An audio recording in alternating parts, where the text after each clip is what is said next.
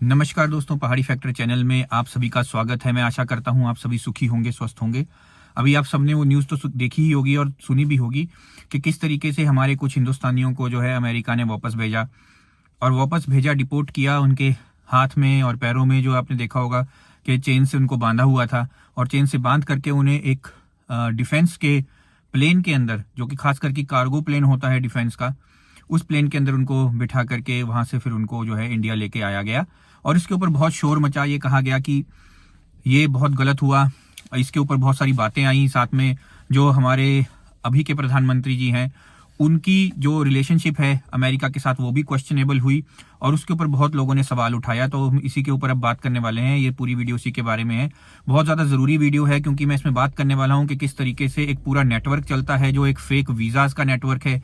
साथ ही साथ एक ऐसा नेटवर्क है जो लोगों को लोग नहीं समझता, इंसानों को इंसान नहीं समझता है, और वो उठा करके उनको चंद पैसों के लालच में अलग कंट्रीज में भेज देते हैं। अलग कंट्रीज में उनको गलत रूट से, जिसको खास करके डोंकी रूट कहा जाता है, उस रूट के जरिए उनको भेज दिया जाता है अलग अलग कंट्रीज में, और वो बाहर की कंट्रीज में फिर भीख तक मांगने के लिए मजबूर हो जाते हैं।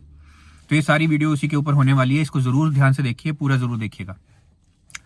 देखिए, सबसे पहली जो बात इस पूरी की पूरी चीज के अंदर सामने आई वो ये आई कि हमने देखा कि किस तरीके से अमेरिका ने जो है हमारे हिंदुस्तानियों को चेन से बांध करके, जो अपने हिंदुस्तान के ही हमारे बाशिंदे हैं, वहां के जो सिटीजन्स हैं, उनको चेन से बांध करके वापस हमारे देश के अंदर डिपोर्ट किया। देखिए, सबसे पहली बात तो आपको समझनी होगी कि जो डेपोटेशन है वो बिल्कुल सही की गई, उसमें कुछ गलत नहीं है। क्योंकि अगर आप किसी भी देश के अंदर अगर आप इलीगल चले जाओगे, अगर आपके पास लीगल वीजा नहीं है, आप लीगल तरीके से नहीं गए हो, एक सही रूट से अगर आप नहीं जा रहे हो, एक गलत रूट से अगर आप जा रहे हो, एक गलत तरीके से आप किसी देश के अंदर एंटर कर रहे हो, तो उस देश के पास पूरा पूरा राइट है आपको अपने देश से निकालने का। और देश से निकालने का तरीका उनकी मर्जी है, वो जैसे मर्जी निकालें। वो चाहे तो आपको धक्के देके निकालें, वो चाहे तो आपको जैसे मर्जी वो चाहे वो निकाल सकते हैं। आप उसमें क्वेश्चन नहीं कर सकते, उसमें सवाल नहीं आप उठा सकते, क्योंकि तरीका आपका गलत है। सवाल यहाँ पे जो है वो सबसे जरूरी चीज जो आपको समझनी होगी कि डेपोटेशन का एक स्टैंडर्ड प्रोसीजर है। वो डेपोटेशन का जो प्रोसीजर है वो हर एक कंट्री का अपना अपना प्रोसीजर होता है। कुछ कंट्रीज जो है वो आपको सिविल एयरक्राफ्ट के अंदर भेजती हैं। आपका वो पहले चेक करती हैं पासपोर्ट क्या है, आपकी नेशनैलिटी क्या है, उसको आइडेंटिफाई करती हैं। अलग अलग डॉक्यूमेंट्स वो आपसे मांगती हैं। वो ये तक जानने की कोशिश करती हैं, चाहे वो आपके कंट्री के थ्रू वो जानने की कोशिश करें, चाहे वो हाई कमीशन के थ्रू वो जानने की कोशिश करें, किसी ना किसी तरीके से वो आपकी आइडेंटिटी को, पहले पहचान को सुनिश्चित करेंगे कि ये जो पहचान है ये कहाँ की है, ये जो व्यक्ति है ये कौन सी देश का है। और वो पहचान करने के बाद फिर वो आपको जो है डिपोर्ट करते हैं। उसका एक पूरा प्रोसीजर वो फॉलो करते हैं। तो जब वो डिपोर्ट करने का आपका प्रोसीजर फॉलो किया जाता है तो कुछ कंट्रीज आपको सिविल एयरक्राफ्ट के अंदर लेके जाते हैं। वहां पर जो है उनके पुलिस वाले साथ में होते हैं। आप ये मत समझिए कि वो जो डिपोटेशन अगर सिविल एयरक्राफ्ट के अंदर होगी तो वो बहुत बढ़िया तरीके से होगी, आपको राजा बना करके ले जाया जाएगा, ऐसा कुछ नहीं है। सबसे पहली चीज आप समझिए, जो इस तरह के लोग हैं वो दूसरे देश के अंदर क्राइम को कमिट कर रहे हैं। ये क्राइम है किसी देश के अंदर इलीगल एंटर करना, तो उसको क्रिमिनल की तरह ही ट्रीट किया जाएगा, उसको राजा की तरह ट्रीट नहीं किया जाएगा। वो एक्सपेक्टेशन भी नहीं होनी चाहिए, वो गलत है। अगर आप उस तरह की एक्सपेक्टेशन लेकर के जा रहे हो तो बहुत गलत कर रहे हो आप। और उस सिविल एयरक्राफ्ट के अंदर भी पुलिस वाले होते हैं। वो पुलिस वाले क्यों होते हैं? वो पुलिस वाले इसलिए होते हैं कि अगर कोई सिविल एयरक्राफ्ट में भी इस तरह के लोग बैठे हैं तो कहीं वो आपस में कोई झगड़ा ना करें, कहीं वो सिविल एयरक्राफ्ट के अंदर जो है शोर मचाने की कोशिश ना करें, कहीं ऐसा ना हो कि जब एयरक्राफ्ट हवा में हो तो उस समय वो कुछ गलत काम करने की कोशिश करें, कुछ इस तरीके का काम करने की कोशिश करें जिसकी वजह से इमरजेंसी लैंडिंग करवानी पड़ जाए। तो इन सब चीजों को रोकने के लिए वो पुलिस वाले भी साथ में जाते हैं। साथ में वो ये काउंट करने के लिए भी जाते हैं कि कितने लोग अंदर गए हैं, उनकी आइडेंटिटी क्या है, उनको सही जगह पर सही तरीके से पहुंचाया जा सके। और वो वहां पे जहां पे उनको पहुंचाया गया है अपनी कंट्री के अंदर, जब वो प्लेन लैंड हो रहा है तो वो अपनी कंट्री में आराम से उतरें और जाएं वहां से। ये जरूरी चीजें जो है वो सुनिश्चित करते हैं। अब अमेरिका ने जो सिस्टम फॉलो किया वो सिस्टम थोड़ा सा गलत था, क्योंकि चेन से बांधने की जरूरत नहीं थी। आइडेंटिफाई हो चुका था किस कंट्री के पास भेजना है, आइडेंटिफाई हो चुका था कि कौन सी कंट्री के वो लोग हैं। ऐसा भी नहीं था कि वो कोई क्रिमिनल थे, उनके पास कोई बंदूकें थी या उनके पास कोई इस तरह का कुछ मटेरियल था जिससे वो जहाज के अंदर कुछ गलत काम कर सकते। इस तरह से करना, मिलिट्री एयरक्राफ्ट के अंदर लेके जाना और वो भी कार्गो एयरक्राफ्ट के अंदर लेकर के जाना, चेन से उनको बांधना और उनको एक बड़े अभद्र तरीके से लेकर के जाना, वो जरूरी नहीं था। ये बहुत समझने वाली हमें बात है। खैर, दूसरी बात जो सुनने में आई वो ये आई कि जब ये लोग भारत देश के अंदर लाए गए, भारत देश के अंदर पहुंच गए, अब वो अपने देश के लोग हैं, वो कोई क्रिमिनल नहीं है। उन्होंने कोई हमारे देश के अंदर यानी कि हिंदुस्तान के अंदर, भारत देश के अंदर कोई क्राइम कमिट नहीं किया है, तो उनको क्रिमिनल की तरह ट्रीट नहीं करना चाहिए था। उनको अच्छे तरीके से इज्जत के साथ उनको उनके घर तक पहुंचाना चाहिए था, ये जरूरी था। लेकिन ये बात भी आपको समझनी पड़ेगी कि ये कोई देश की या सरकारों की मजबूरी नहीं है कि अगर आप किसी देश के अंदर गलत तरीके से गए हो, किसी देश के अंदर आप इलीगल तरीके से गए हो और वो देश जो है आपको धक्के मार के अगर निकाल रहा है वापस अपने देश के अंदर, तो ये आपके देश की भी कोई मजबूरी नहीं है कि वो आपको एयरपोर्ट से लेकर के आपके घर तक छोड़े। ये कोई मजबूरी नहीं है। आप अपनी मर्जी से जाओ, जैसे मर्जी जाओ, ये आपके देश की कोई मजबूरी नहीं है। अगर आपका देश आपको आपके घर तक पहुंचा रहा है तो ये बहुत बड़ी बात है। अब चाहे वो आपको पुलिस की वैन में पहुंचा रहा हो, चाहे आपको टैक्सी करके पहुंचा रहा हो, चाहे आपको बस से पहुंचा रहा हो, चाहे आपको हवाई जहाज से पहुंचा रहा हो, वो मैटर नहीं करता। तो हर बात को लेकर के सीधा का सीधा सरकारों के ऊपर चढ़ जाना भी गलत है। इसमें सरकार की कोई ड्यूटी नहीं है। तो मैं ये जरूर कहूंगा, हालांकि आपने देखा होगा मेरी और भी बहुत सारी वीडियोस हैं जिसमें मैं सरकार के ऊपर भी उंगली उठाता रहता हूं। बहुत सी ऐसी मेरी वीडियोस हैं जिसमें मैं कोई पार्टी के विशेष में बात नहीं करता हूं। पार्टी के मैं किसी के भी साथ नहीं हूं, ये आप अच्छी तरीके से समझ लीजिए। मैं किसी पॉलिटिकल पार्टी के साथ नहीं हूं। मैं केवल अपने देश के साथ हूं, केवल अपने प्रदेश के साथ हूं और सच्ची बात के साथ हूं, झूठ के साथ भी नहीं हूं। और सुनने में यहाँ पे ये बात आ रही है कि ये लोग जो है अब ये डिमांड करने लगे हैं कि हमें नौकरी दी जाए, हमारे लिए घर बना के दिया जाए हमारे देश के अंदर। और बहुत से ऐसे मंत्री लोग हैं, बहुत से ऐसे एमएलएज हैं, बहुत से ऐसे पॉलिटिकल पार्टीज के नेता हैं जो अपने फायदे के लिए, अपने बेनिफिट के लिए इन लोगों का इस्तेमाल कर रहे हैं। वो कोशिश कर रहे हैं कि इन लोगों का साथ दे करके ये जताया जा सके कि वो अपने देश के साथ हैं, ये जताया जा सके कि वो अपने देश के बाशिंदों के साथ हैं। समझने वाली बात यह है कि हमारे देश के अंदर पहले ही बहुत सारी बेरोजगारी है। हमारे देश के अंदर पहले ऐसे जेन्युइन लोग मौजूद हैं जिनको नौकरी की सख्त जरूरत है। उस समय पर हम इस तरह के लोगों को क्यों नौकरी प्रदान करें और मुफ्त में नौकरी क्यों प्रदान करें? क्यों इनको घर बना करके दें? इन्होंने ऐसा क्या किया है हमारे देश के लिए?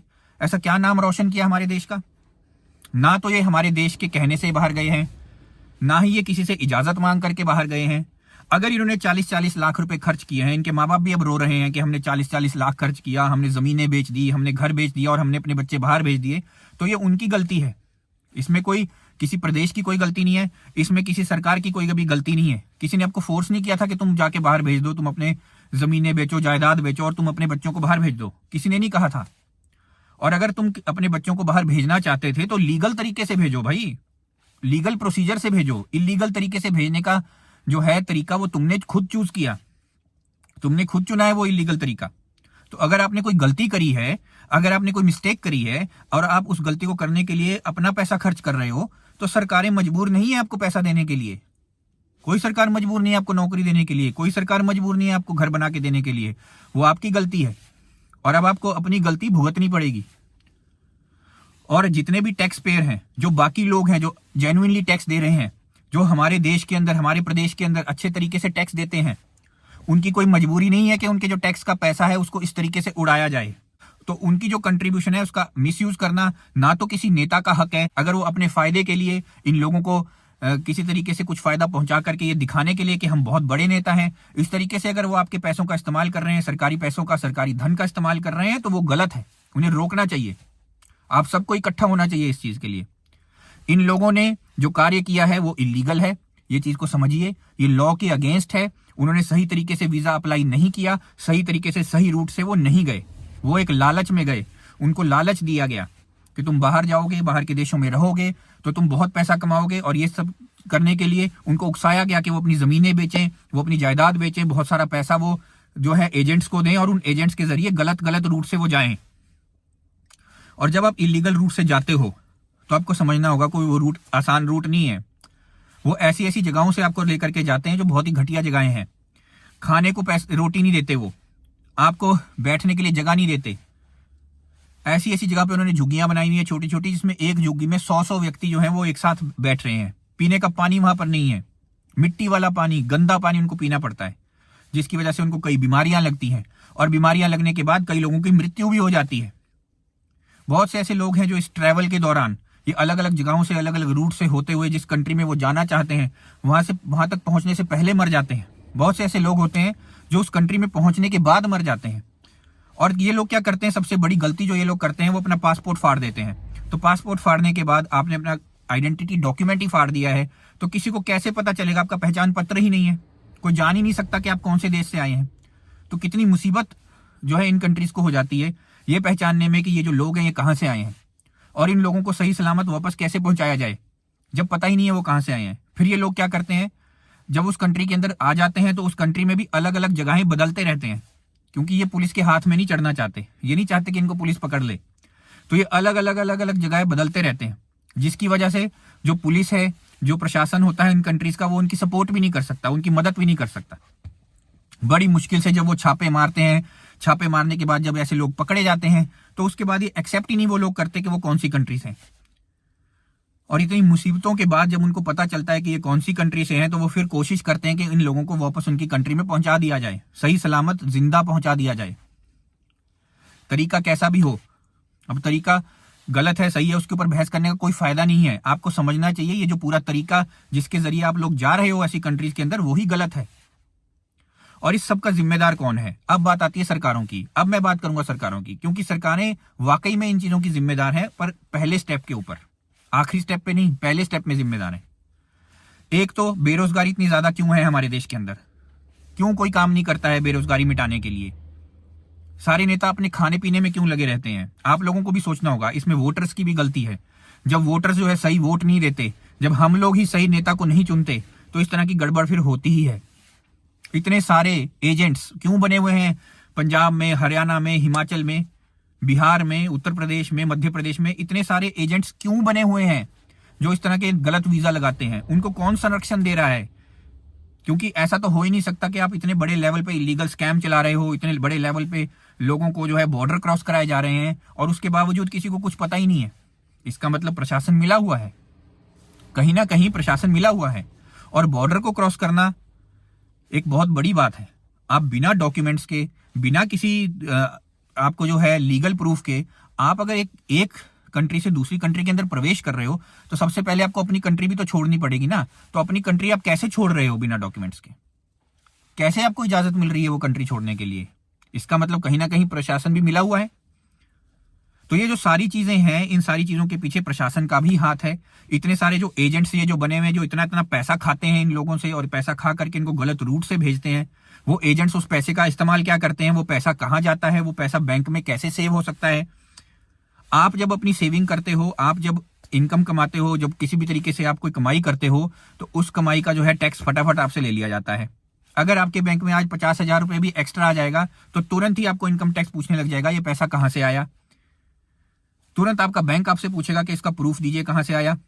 तो ये जो लोग हैं जो 40-40, 50-50 लाख रुपए एक व्यक्ति से ले रहे हैं, तो 40-50 लाख रुपए जा कहां रहा है, उसका क्या इस्तेमाल है, बैंक में वो कैसे जमा हो रहा है, उस पैसे का वो और इस्तेमाल कैसे कर पा रहे हैं? कुछ तो खरीद रहे होंगे वो उस पैसे से, चाहे मकान ही खरीद रहे हो, चाहे दुकान खरीद रहे हो, कुछ तो करते होंगे उस पैसे का वो। तो उस पैसे का वो इस्तेमाल कैसे कर पा रहे हैं?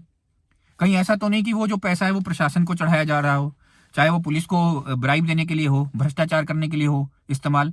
कुछ तो पैसा पुलिस भी खा रही होगी, कुछ तो पैसा जो है ये वीजा ऑफिसर्स भी खा रहे होंगे, कुछ तो पैसा कहीं तो खाया जा रहा है जहां पे इनको जिस तरीके से इनको भेजा जा रहा है।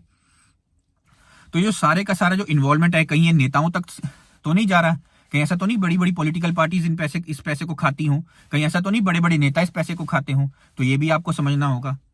और ये जो पूरे का पूरा स्ट्रक्चर बना हुआ है, ये स्ट्रक्चर ऐसे काम नहीं कर सकता। ये पूरे का पूरा जो गैंग बना हुआ है, ये इस तरीके से काम नहीं कर सकता जब तक कि इसको संरक्षण नहीं मिल रहा हो। अब जो मैं बात करने जा रहा हूं वो ये है कि सरकारें इसको कैसे कंट्रोल कर सकती हैं। सबसे पहले आपको अपने सारे यंगस्टर्स को एक अच्छे तरीके से एक उनमें समझ डेवलप करनी पड़ेगी, उनको थोड़ा ज्ञान देना पड़ेगा कि सही तरीका क्या है, सही वीजा कैसे लगाया जा सकता है। अगर आप बाहर जाना चाहते हो फॉरेन कंट्रीज में, तो किस तरीके से आप जा सकते हो, क्या आपको पढ़ाई करनी चाहिए बाहर जा करके, और नौकरी आप किस तरह से प्राप्त करेंगे बाहर जा करके, ये सारी चीजें उनको समझानी चाहिए। दूसरी चीज, उनको साफ तौर पर यह बताना चाहिए कि ये जो इलीगल तरीका है ये गलत क्यों है, इस इलीगल तरीके को करने से कितने ज्यादा नुकसान है, और जो आप पैसा वेस्ट कर रहे हो 40 लाख 50 लाख अगर आप खर्च कर रहे हो, अपने सारा कुछ बेच के कर रहे हो, तो भाई आप उस पैसे में अपने देश के अंदर भी कोई बिजनेस कर सकते हो। आपको कोई जरूरत नहीं किसी और देश में धक्के खाने की, भीख मांगने की कोई जरूरत नहीं किसी देश के अंदर। और यकीन जानिए, ये जो लोग इलीगल तरीके से यहाँ आते हैं वो भीख मांगने पर मजबूर होते हैं, उनको सड़कों पर सोना पड़ता है, कई तरह की उनको बीमारियां लगती हैं।